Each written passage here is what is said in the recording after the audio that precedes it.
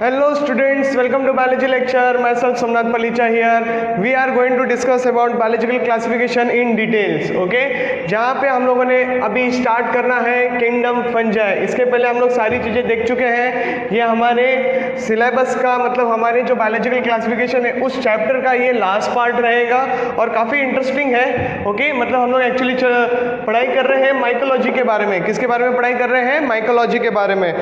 मुझे पता है कुछ लोगों को ये माइकोलॉजी में इंटरेस्ट भी आया होगा पढ़ने के लिए, राइट? क्योंकि बहुत इंटरेस्टिंग फील्ड है. आप लोगों को ये बहुत इजीली समझ में आ जाएगा क्योंकि डेली लाइफ के साथ आप लोगों ने फंगस के साथ डील भी किया होगा. नॉर्मली आपने देखा होगा कि ये फंजाई कैसे ग्रो करते हैं, है कि नहीं? अभी हम लोग क्या करेंगे, उसके थोड़े से डिटेल स्ट्रक्चर्स के बारे में आपको अंडरस्टैंडिंग होगी. फिर आप समझ जाओगे कि यस कि इतने सारी चीज़ें उसमें अवेलेबल होती है और हमको पता भी नहीं चलती, राइट? तो काफ़ी इंटरेस्टिंग होने वाला लेक्चर. ध्यान देना ठीक से. हर एक चीज़ जो बोर्ड पे आएगी वो सारी as per your exam point of view very very important. Okay so बिल्कुल भी ध्यान इधर से उधर मत कर देना. बहुत इंपॉर्टेंट लेक्चर चलने वाला है आज का और बहुत इंटरेस्टिंग रहेगा. ठीक है, चलो स्टार्ट करते हैं माइकोलॉजी.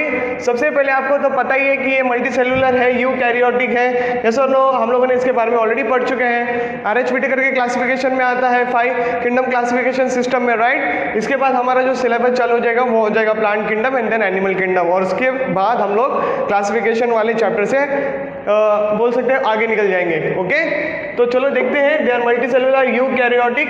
एक्सेप्शन इसमें है क्या? ईस्ट जो कि यूनिसेलुलर ऑर्गेनिज्म है. फाइन.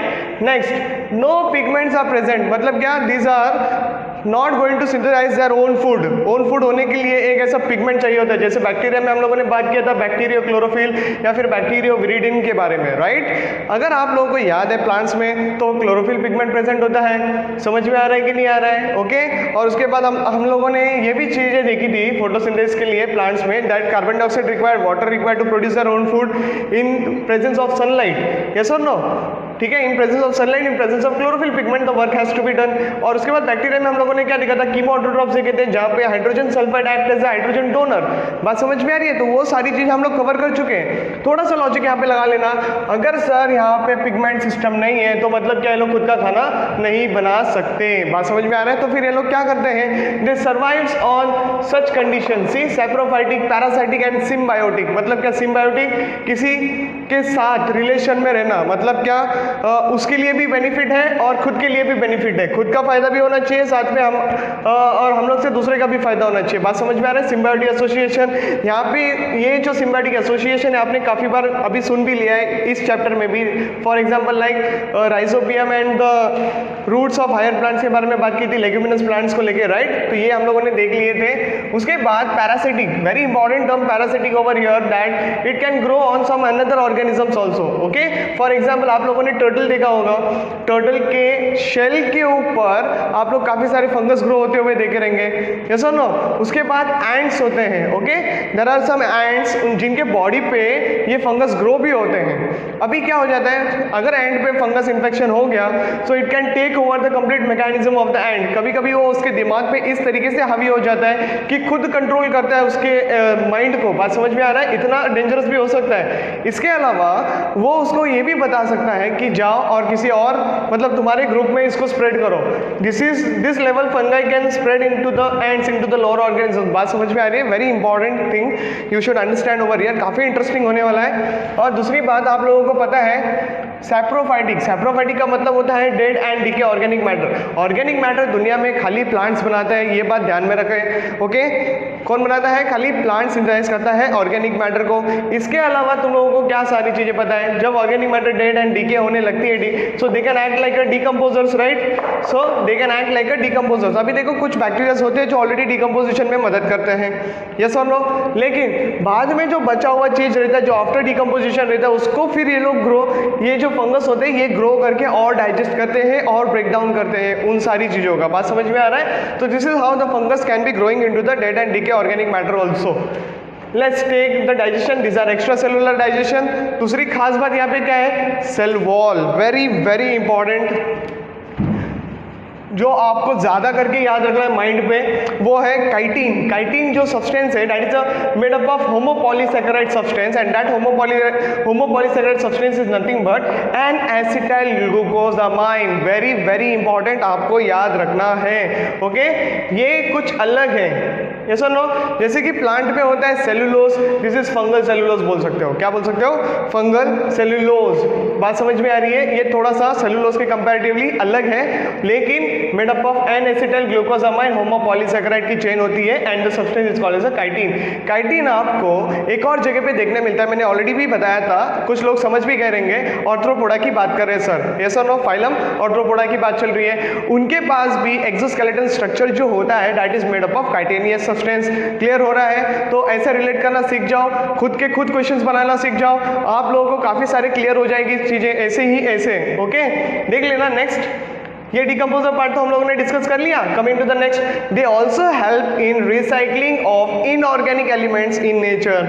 बात समझ में आ रहा है कि नहीं आ रहा है? वेरी इंपॉर्टेंट स्टेटमेंट, क्वेश्चन बनेंगे यहाँ से सीधे सीधे। ओके, स्ट्रेट फॉरवर्ड क्वेश्चन है वो। What is the question says helps in recycling of inorganic elements in nature। वो कौन करता है? फंजाई करके देता है। क्या क्या होता है इनऑर्गेनिक एलिमेंट? सबको पता है, कैल्शियम हो जाएगा, मैग्नीशियम हो जाएगा, ऐसा नो, कार्बन होते हैं, ऑक्सीजन होते हैं, उसके बाद पोटेशियम होते हैं, सोडियम होते हैं, बाकी सारे जितने भी बहुत सारे दुनिया में एलिमेंट्स पड़े हुए हैं, और सबके सब नेचर में जाने चाहिए कि नहीं जाने चाहिए? रिसाइकल होने चाहिए बार बार, नहीं होंगे तो वैसे ही पड़े रहेंगे, फिर उनको रीयूटिलाइज कौन करेगा? बात समझ में आ रहा है? तो it's very important to recycle them. Clear हो रहा है? और उनका जो रिजर्व फूड मटेरियल होता है that is glycogen. What is the reserve food material? Glycogen. Again, each and every point here dot dot dot compulsory आपको पढ़ना ही है। That's it. No excuses over here. Fungi में काफी इंटरेस्टिंग है, बहुत बड़ा है, ओके, लेकिन कंपलसरी बन जाता है आपके लिए। ये जो चैप्टर है वो पूरा का पूरा कंपलसरी है। नेक्स्ट, माइकोलॉजी के बारे में तो चल ही रहा है, ऑलरेडी बता चुका हूँ। स्ट्रक्चर की बात करते हैं। ये नॉर्मल स्ट्रक्चर्स आप लोगों ने घर में देखे ही रहेंगे। लाइक घर में अगर कुछ सब्जियां ज़्यादा दिन तक पड़ी रहती है, फॉर एग्जांपल टमाटर, फॉर एग्जांपल करेला है कि नहीं, भिंडी पड़ी रहती है घर में, तो चिली पड़ी रहती है, इन सारे जो सब्सटेंस होते हैं, खास करके जिसमें ज़्यादा पानी होता है, ओके, खास करके जिसमें ज़्यादा वाटर सब्सटेंस होगा वहाँ पे ग्रो कर जाएंगे, क्योंकि कंडीशन मैटर्स। कंडीशन क्या चाहिए उनको ग्रो होने के लिए? एक अच्छा खासा टेम्परेचर चाहिए जो कि नॉर्मल टेम्परेचर होता है, और उसके बाद को चाहिए थोड़ा सा मॉइस्ट कंडीशन, और जो वाटरी सब्सटेंस रहता है वो तो मॉइस्ट है ही पहले से। बात समझ में आ रहा है कि नहीं आ रहा है? सो एक्सट्रीमली गुड कंडीशन बोल सकते हो। उसके बाद क्या हो जाएगा? बस ये लोग तो पार्टी करना चालू कर देंगे, सीधा सीधा ग्रो हो जाएंगे। क्लियर है? ओके, चलो थोड़ा सा देखते हैं अभी इसमें क्या बोल रहा है। Structure, single structure will be called as a hyphae and the many structure such hyphae will together called as a mycelium. नहीं समझा सर? बताता हूँ। Okay, this are a thread like structures. Okay, कैसे है ये?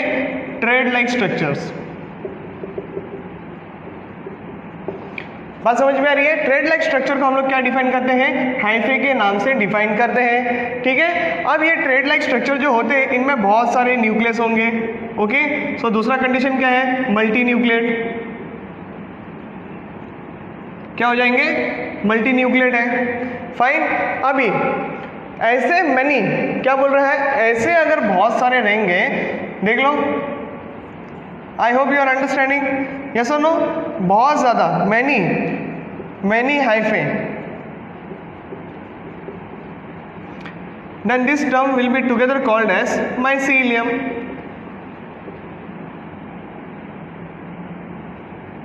ओके, तो इतना easy है इसको समझना। बात समझ में आ रही है?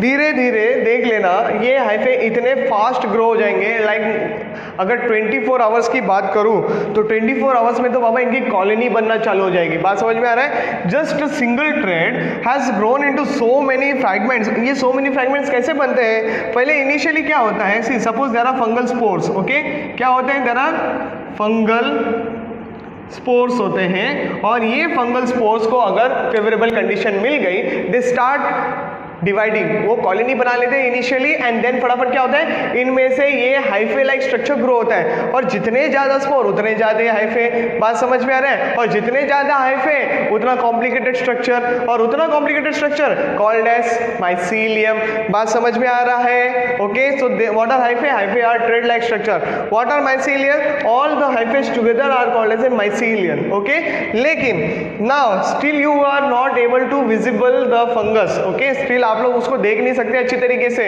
अनटिल एंड अनलेस ये लोग खुद को रिप्रोड्यूस करने के लिए कुछ स्ट्रक्चर्स नहीं बना लेते, आप उसको ठीक तरीके से देख नहीं सकते। फिर भी बोल रहा हूँ नेकेड आइज से इसको पढ़ना मुश्किल है बहुत ज़्यादा।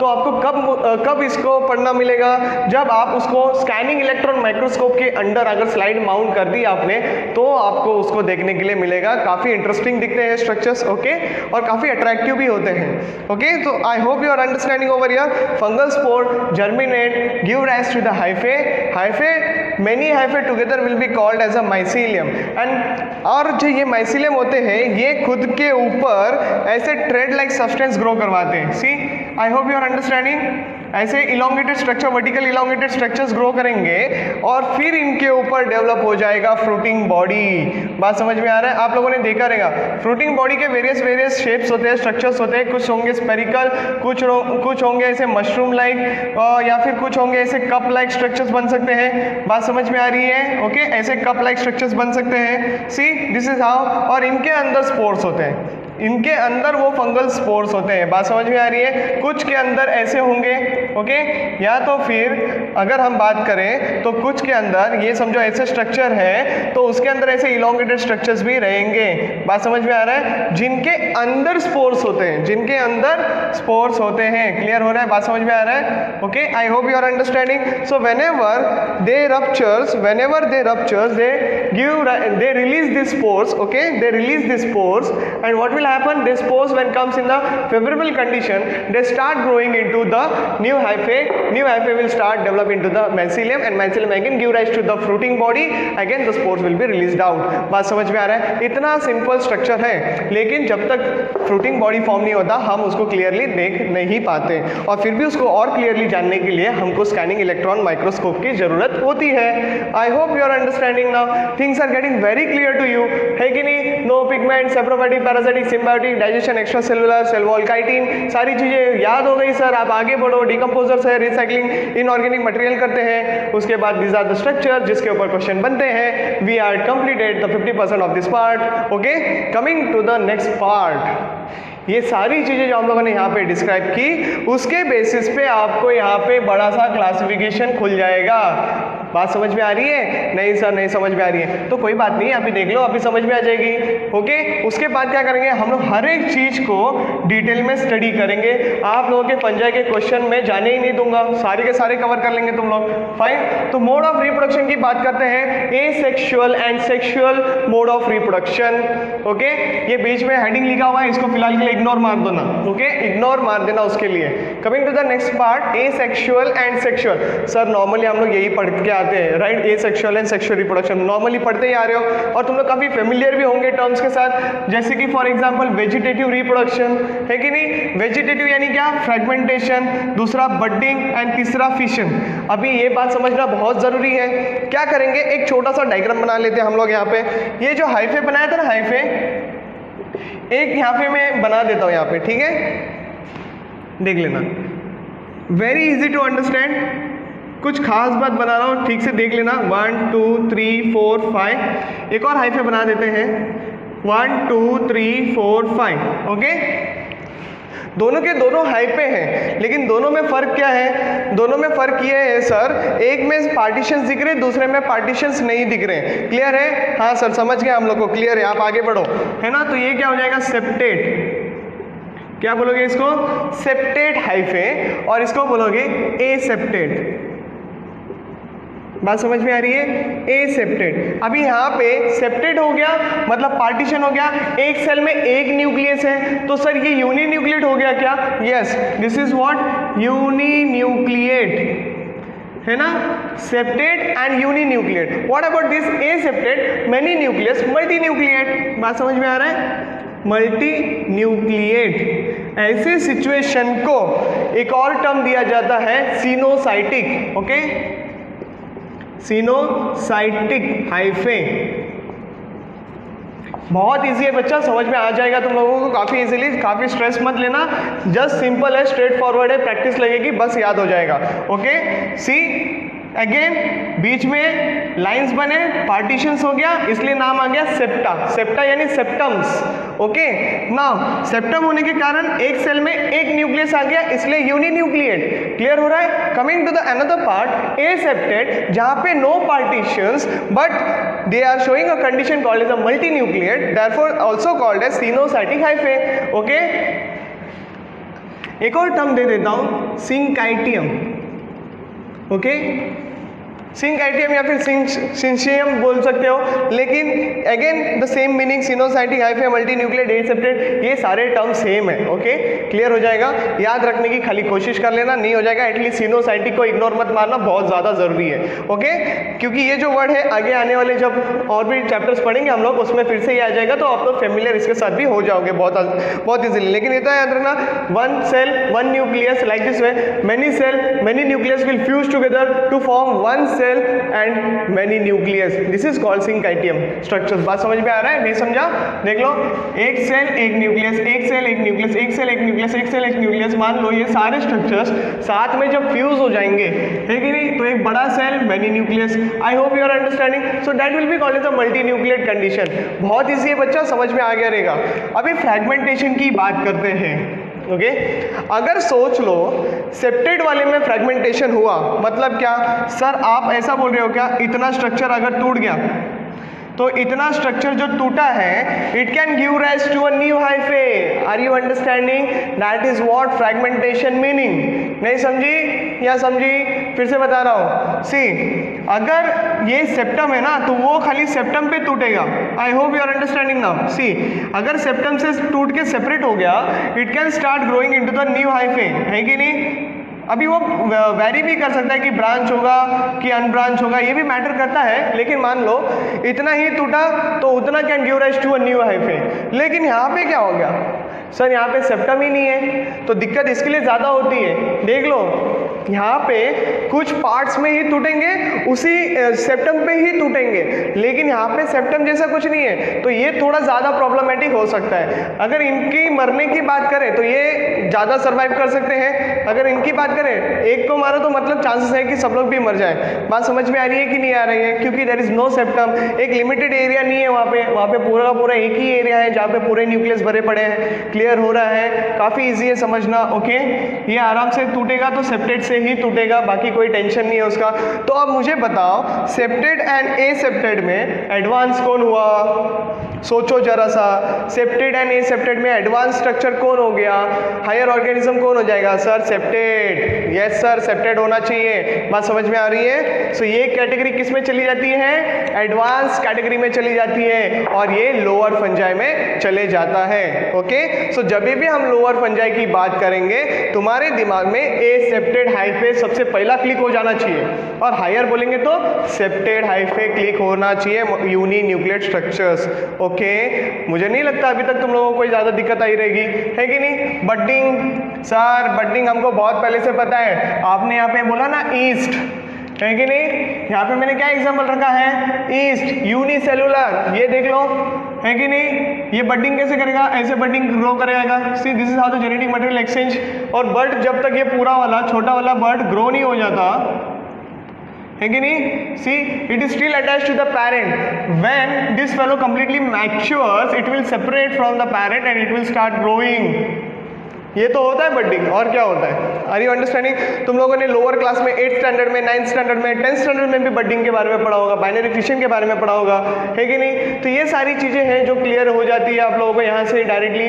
बडिंग यानी क्या? A bud like structure grows on to the parental body, it will grow till it becomes mature and then detaches from the parent body and live as a separate individuals. Clear हो गया? Budding भी हो गया समझ में, fragmentation भी हो गया समझ में आ गया। फिशन मतलब क्या? नॉर्मली तुम लोग एल्गी को देखते हो ना, फिशन पहला कैरियोकाइनेसिस हो जाएगा, फिर साइटोकाइनेसिस हो जाएगा। बात समझ में आ रही है? This is how the fission will be taking place, है कि नहीं? क्लियर हो गया यहाँ तक? कोई कंफ्यूजन नहीं है सर? आगे बढ़ते हैं। Okay, let's see next condition, that is spores. कहाँ पे दिखाया था मैंने स्पोर्स? राइट, ये देख लो, what are this written? Fungal spores. लिखा है कि नहीं लिखा है? आप लोग समझ गए कि नहीं समझ गए? फ्रूटिंग बॉडी, सर उसमें से स्पोर्स निकलेंगे और वो स्पोर्स जब फेवरेबल कंडीशन के कांटेक्ट में आएंगे ग्रो कर जाएंगे। बात समझ में आ चुकी है? तो सर यहाँ पे बता देते थोड़ा सा, क्लैमाइडोस्पोर्स आप लोग पढ़ेंगे बेसिडियोमाइसिटीज में, उसके साथ में हम लोग पढ़ेंगे फाइकोमाइसिटीज में भी। बेसिडियोमाइसिटीज थोड़ा सा हायर हो जाता है, थोड़ा सा नहीं एक्चुअली वो हायर क्लास में ही जाता है। फाइकोमाइसिटीज लोअर फंजाई है, वहां पे आप लोगों को क्लेमेटोस्पोर्स देखने मिलेंगे। आएगा डिस्क्रिप्शन आएगा, डोंट वरी, नहीं तो टेंशन में आ जाओ तुम लोग फटाफट। कोनिडिया, इसमें पेनिसिलिन का एग्जाम्पल पढ़ेंगे हम लोग, ठीक है। पेनिसिलिन के बारे में तुम लोग काफी फेमिलियर रहोगे, राइट, एस्कोमाइसिटीज में। उसके बाद स्पोरेंजियोफोर, ओके, इसके बारे में भी हम लोग पढ़ेंगे, स्पोरेंजियोस्पोर्स के बारे में। Again will be seen in the phycomycetes. Zoospores again phycomycetes. तो सर फाइकोमाइसिटीज में 3 कैटेगरीज है, यस, कौन सा, sporangiophore, zoospore and chlamydospores will be comes under phycomycetes. Okay, clear है, आगे बढ़ते हैं, देख लेना, बहुत इजी होने वाला है, don't worry, we are going to describe everything whatever comes on the board, okay. तो सारे तुम्हारे डाउट्स में चुटकियों में क्लियर कर दूंगा। Coming to the next part, oospores। हम लोग पढ़ रहे हैं क्या एक्चुअली, सेक्सुअल रिप्रोडक्शन। क्या पढ़ रहे हैं, सेक्सुअल रिप्रोडक्शन। तो उनमें भी कुछ स्पोर्स आएंगे, लेकिन 2 इंडिविजुअल्स आएंगे, one can be acting like a positive, one can be acting like a negative, both will produce the respective mycelia, fuse होगा और बाकी सारी एक्टिविटी होगी। कैसे होगी देखेंगे, रिलैक्स हो जाओ, ओके। oospores, oomaicities, देखो जैसा नाम वैसा क्लासिफिकेशन आ रहा है। एस्कोस्पोर, एस्कोमाइसिटीज, बेसिडियोस्पोर्स, बेसिडियोमाइसिटीज, बात समझ में आ रहा है। लेकिन इतना ही नहीं, तो थोड़ा सा और तरीका है उसको पढ़ने का, एनसीईआरटी खोल के देख लेना बेटा, वहां पे मिल जाएगा। जो भी पॉइंट मैंने यहाँ पे मेंशन किया है आपको सीधा सीधा एनसीईआरटी से भी मिल जाएगा। तो एनसीईआरटी फॉलो तो करना बनता ही है कि नहीं। आफ्टर द लेक्चर अगर एनसीईआरटी नहीं पढ़ा तो फिर क्या मतलब है कि नहीं, पढ़ाई अधूरी रह जाएगी। बाद में बोलना मत सर मार्क्स कम आ रहे करके, okay. Listen here, plasmogamy, mixing of protoplasm. What is protoplasm, cell wall के अंदर जो भी कंटेंट रहता है, cytoplasm plus nucleus, this is called as a protoplasm, okay. So पहले मिक्सिंग होगा, पहले क्या हो जाएगा, mixing of protoplasm will be taking place. Nucleus अभी तक फ्यूज नहीं हुआ है, खाली मैं बोल रहा हूँ साइटोप्लाज्म प्लस साइटोप्लाज्म मिक्स हो गया, 1 cell 2 nuclei sir, yes 1 cell 2 nuclei. फिर क्या हो जाएगा, कैरियोगैमी। कैरियोगैमी का मतलब क्या है, जो 2 न्यूक्लियाई अंदर आए थे वो दोनों फ्यूज हो जाएंगे। चलो डायग्राम से थोड़ा सा बता ही देता हूँ तुमको। 1 सेल 1 मोर सेल, दोनों का फ्यूज होना give rise to the protoplasm. मतलब देख लो ये प्रोटोप्लाज्म फ्यूजन हुआ, अभी तक न्यूक्लियस नहीं फ्यूज हुआ है, थोड़ी देर ऐसे ही रहेंगे, मजा करेंगे, बाद में फिर फ्यूज हो जाएंगे, ठीक है। तो अब चलो नेक्स्ट स्टेज पे, ये हो गया फ्यूजन। कैरियोगैमी, ये क्या हो जाएगा, कैरियोगैमी। और उसके बाद क्या हो जाएगा, देख लो, मियोसिस, मियोसिस हो जाएगा। और मियोसिस के बाद तुमको सीधा सीधा स्पोर्स मिलेंगे जो कि हैप्लॉइड हैप्लॉइड होंगे। बात समझ में आ रहा है, 4 होते हैं, मैंने फिलहाल के लिए वो खाली इंट्रोडक्शन है, ये तो बोलना मत सर मियोसिस में सर 2 ही बनाए आपने, तो 4 स्पोर होते हैं, खाली समझो, बाद में हम लोग हर एक चीज को डिटेल में डिस्क्राइब कर रहे हैं, ओके। कोई भी तुम्हारा डाउट रहने वाला नहीं है, fine. So we completed this overall everything. फिर से एक बार बता देता हूँ, एसेक्सुअल, सेक्सुअल को पढ़ रहे हैं, एसेक्सुअल में वेजिटेटिव पढ़ेंगे एंड स्पोर्स के बारे में पढ़े। उसके बाद वेजिटेटिव में फ्रेगमेंटेशन, बडिंग एंड फिशन हो गया। उसके बाद आप लोगों ने सेप्टेड के 2 क्लासिफिकेशन देखे, एसेप्टेड एंड द सेप्टेड, सेप्टेड वाला यूनिन्यूक्लियेट, एसेप्टेड वाला मल्टीन्यूक्लियेट, फाइन। दूसरा मैंने वर्ड दिया था सिनोसाइटी। स्पोर्स में क्लेमेटोस्पोर्स, उसके बाद conidia and the sporangiophore and the zoospore. उसके हिसाब से फिर बाकी सारे क्लासिफिकेशन आ जाएंगे, हम लोग डिटेल में पढ़ने वाले हैं। Here with respect to the sexual reproduction, oospore, ascospore, basidiospores. और दूसरा और भी तरीका जो हमको पढ़ना है, मतलब ये सारे प्रोसेस में ये सारी चीजें पहले होगी, बाद में ये सारे प्रोसेस का आगे देख लेना कैसे कंबाइन करते हैं दोनों जन, okay. Plasmogamy, karyogamy and the meiosis will be taking place, okay. Questions इसी जगह से आते हैं। तो ये सारे के सारे क्या है, नीट के स्ट्रेट फॉरवर्ड क्वेश्चंस है। नॉट ओनली नीट, एम्स पढ़ लो, कोई भी कॉम्पिटेटिव एग्जाम्स पढ़ो, इसके बाहर से तो क्वेश्चन कभी नहीं बनते, ओके। मिलते हैं आपको नेक्स्ट स्लाइड से, फटाफट कॉपी कर लेना अच्छे से।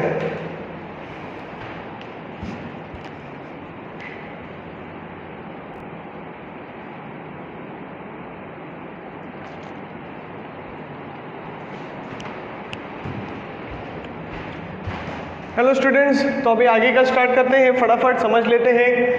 हम लोग बात करने वाले हैं लोअर फंजाई से लेके, फिर थोड़े एग्जांपल्स बात कर लेंगे यहाँ पे एस्कोमाइसिटी, बेसिडोमाइसिटी एंड ड्यूटेरोमाइसिटीज को लेके। ठीक है। साथ में ही हम देखेंगे एग्जांपल्स ऑफ फाइकोमाइसीटीज, यहाँ पे याद रख लेना। एक बात बहुत इंपॉर्टेंट है जो मैं शेयर करना चाहता हूँ, वो है आपको एग्जाम्पल्स कंपल्सरी याद रखने हैं, okay. Sorry, there is no other option available, okay. जब तक सारे एग्जाम्पल्स यहाँ पे नहीं बैठेंगे, एग्जाम्पल वाले क्वेश्चंस आप डील नहीं कर सकते, ठीक है। तो बहुत ज़्यादा इंपॉर्टेंट है, एग्जाम्पल याद रखना, ट्रिक्स बनाओ, जो भी है बना सकते हो बनाओ, लेकिन एग्जाम्पल्स को याद करना ज़रूरी बन जाता है। चलो अभी एंटर करते हैं हमारे चैप्टर्स में, वो है फाइकोमाइसीटीज, लोअर फंजाई, ओके। मतलब क्या लोअर फंजाई, यहाँ के माइसीलिया कैसे रहेंगे सर, ए सेप्टेड रहेंगे, मल्टी न्यूक्लियड रहेंगे, सिनोसाइटिक रहेंगे, आपने बता दिया ऑलरेडी, ठीक है। वेरी गुड, बहुत अच्छी बात है। देख लो अभी दो कैटेगरी, oomaisities एंड zygomaicities। सबसे पहला ध्यान केंद्रित यहाँ पे करो, ओके। oomaicities यानी oogamous फंजाई, फाइन। इसमें हम लोग पढ़ेंगे फाइटोप्थोरा इन्फेस्टेंस, ऐसे ही याद रखना है, सीधा स्ट्रेट फॉरवर्ड क्वेश्चन है, ओके। सीधा स्ट्रेट फॉरवर्ड क्वेश्चन है यहाँ पे, okay. Coming to the another part, that is see here Phytophthora infestans. ये जो डिसीज कॉज करता है वो है late blight of potato, okay. Irish famine के नाम से फेमस था, late blight of potato. Potato के ऊपर ग्रो करेंगे, पूरा ब्लैक ब्लैक कर देंगे उसको, ठीक है। आप लोगों ने नॉर्मली देखा रहेगा, this is very important as per the NEET point of view, okay.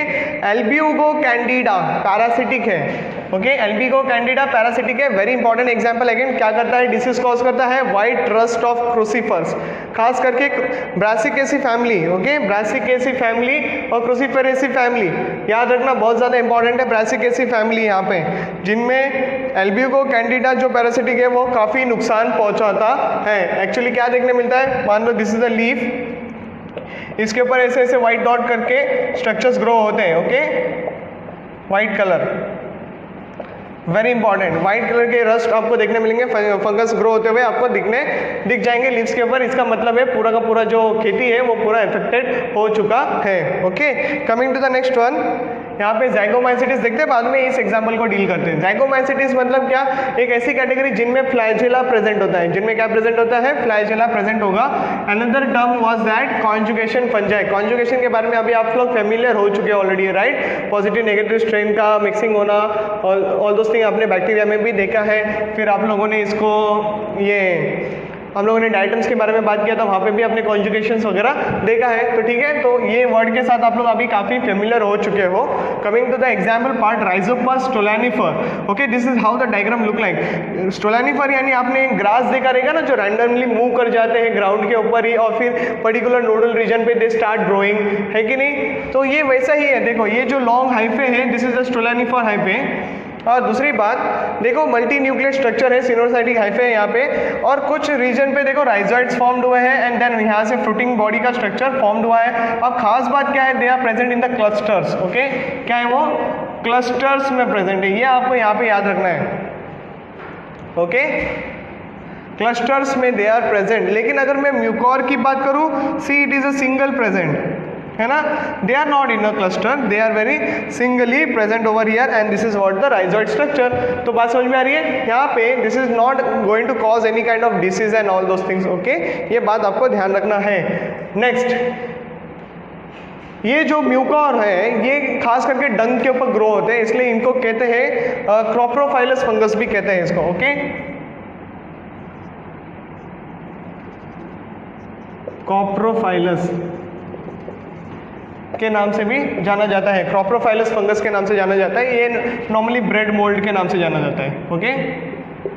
क्या नाम से जाना जाएगा, ब्रेड मोल्ड के नाम से जाना जाएगा। And this one is a coprophilous, they grow on the dung, okay, cow dungs and all those things. Coming to the example parts, very important, saprolegnia, okay, saprolegnia, उसके बाद rhizopus, mucor, albugo, pythium, okay। albugo को लेके भी थोड़ा सा और बात करेंगे बाद में, लेकिन एग्जाम्पल याद रखने लेना, rhizopus, mucor, albugo and the pythium, these are the things which are available over here।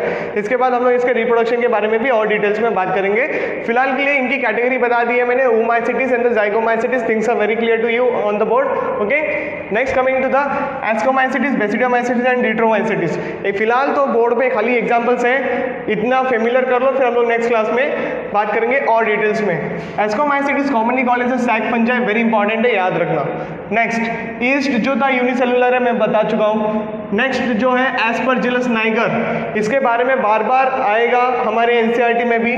They use for obtaining like some acids and all those things. Okay, बात करेंगे कमर्शियली वो कितना इंपॉर्टेंट है। नेक्स्ट पेनिसिलियम नोटाटम ऑलरेडी बता दिया, antibiotic है। Neurospora, इसको बोला जाता है ड्रोसोफिला ऑफ प्लांट किंगडम। आप लोगों को ड्रोसोफिला के बारे में मैंने बताया नहीं अभी तक। ड्रोसोफिला ये ऐसे छोटे छोटे इंसेक्ट होते हैं, दे कैन बी लाइक उनकी लाइफ साइकिल जो होती है वो 2 हफ्ते की होती है। कितने? 2 हफ्तों की लाइफ साइकिल होती है। सिंगल मेटिंग में वो बहुत सारी प्रोजेनिस बनाते हैं। उसके अलावा अगर आपको बताऊँ तो मेल एंड फीमेल में ईजिली आप डिफ्रेंशिएट कर सकते हो। उसके अलावा ये बात जानना सबसे ज़्यादा ज़रूरी है कि वो काफ़ी वेरिएशंस लाते हैं। वेरिएशंस मतलब क्या? उनमें काफ़ी सारे चेंजेस होते हैं जो आप लोग स्टडी कर सकते हो। उनको खास करके जेनेटिक्स में यूज़ किया जाता है पढ़ाई करने के लिए। ओके, जेनेटिक्स के बारे में आप लोग ज़्यादा समझोगे 12th स्टैंडर्ड में, वहाँ पे आप लोगों को ड्रोसोफिला पढ़ना ही है। लेकिन न्यूरोस्पोरा, ओके, न्यूरोस्पोरा जो है it is a member of ascomycetes. इसके ऊपर काफ़ी सारा जेनेटिक वर्क किया गया है, इसके ऊपर खास करके। ओके, न्यूरोस्पोरा के ऊपर काफ़ी रिसर्च वर्क है। आप लोग खाली न्यूरोस्पोरा रिसर्च वर्क करके टाइप भी करोगे ना on the Google, you will be getting lot of things available for that. Okay, इसके पास टोटल 8 एस्कोस्पोर्स वगैरह होते हैं, बात करेंगे नेक्स्ट लेक्चर में। ठीक है, पेजिजिया, देन क्लियोस्पोरा and Claviceps, other 3 examples for you from the family Ascomycetes. Coming to the Basidiomycetes, these are commonly called as a club fungi. ये आपको कॉमन नेम है ना, ये भी कंपलसरी याद करना है। एगैरिकस एंड कैम्पेस्ट्रीज, एक्चुअली बेसिडियोमाइसिटीज मतलब दिमाग में मशरूम्स आ जाते हैं। क्या आना चाहिए दिमाग में? मशरूम्स आना चाहिए commonly. So Agaricus campestris, Agaricus bisporus, and one more is there Agaricus sylvaticus. Okay, sylvaticus, see sylvaticus. Okay, there are total 3 species I had mentioned on the board with the same genus Agaricus, Agaricus, Agaricus. Okay, तो देख लेना Agaricus campestris and Agaricus bispora. These are edible mushroom, मतलब इनको खा सकते हैं। Okay, these are edible mushroom, we can edible मतलब खा सकते हैं उसको। एंड एगैरिकस सिल्वेटिकस जो है ये पॉइजनस मशरूम्स है, तो इसको नहीं खाना है, ये तो पता ही है पॉइजनस। सर आगे बढ़ते हैं। Coming to the another some examples are there which we are going to deal, खास करके पक्सीनिया एंड यूटिलाइगो, ये आपको कंपलसरी याद रखना है। Puccinia and Ustilago comes under the family called as Basidiomycetes, very very important. तो किसके मेंबर है? बेसिडियोमाइसिटीज के मेंबर है। ओके, जैसे कि यहाँ पे सारे एग्जांपल्स कंपलसरी, खास करके न्यूरोस्पोरा, एस्परजिलस, पेनिसिलियम जो मैंने अंडरलाइन किए हैं, इस तो पढ़ना ही है पापा। ओके, जो आपको लोअर क्लास से पढ़ते ही आ रहे हो, तो ये 4 जो एग्जाम्पल है वो आपको कंपलसरी रखना है दिमाग में, खास करके क्लेविसेप को भी। ओके, बाकी जो है वो एक्स्ट्रा है, बाई चांस पूछ लिया एग्जाम में तो तुमको याद होना चाहिए। ओके, नेक्स्ट लाइकोपेरडॉन, इतने सारे एग्जांपल्स हैं जो हमको यहाँ पे पढ़ने को मिलेंगे। Coming to the next part, Deuteromycetes. Deuteromycetes these are called as a fungi imperfecti, मतलब क्या? They are not properly called as a fungus because उनमें sexual reproduction is absent. So what is the speciality? No sexual reproduction takes place. I hope you are understanding. There will be no sexual reproduction seen in the Deuteromycetes. Example जो तुमको याद रखने हैं वो है Cercospora, then Coledotrichum, then Trichoderma, then Pyricularia, then Fusarium and then Alternaria. Okay, काफ़ी interesting word है, याद कर सकते हो आराम से। ठीक है, अपने दोस्तों को चिड़ाविन नाम से, मुझे नहीं मालूम, जो करना है करो, घर पे खुद के नाम रख लो चाहिए तो, लेकिन एग्जाम्पल्स याद करना ज़रूरी बन जाता है। ओके, बहुत ज़्यादा ज़रूरी हो जाएगा। अगर आप लोगों ने एग्जाम्पल्स कर लिए तो मैं बोल रहा हूँ तुम्हारा चैप्टर फंजाई को लेके बहुत मज़ा आने वाला है तुम लोगों को पढ़ने के लिए। ठीक है, इतना आई होप तुम लोगों ने कॉपी कर लिया होगा, और मिलते हैं आपको नेक्स्ट स्लाइड से। फटाफट देख लो, गो थ्रू करो इसको। ओके।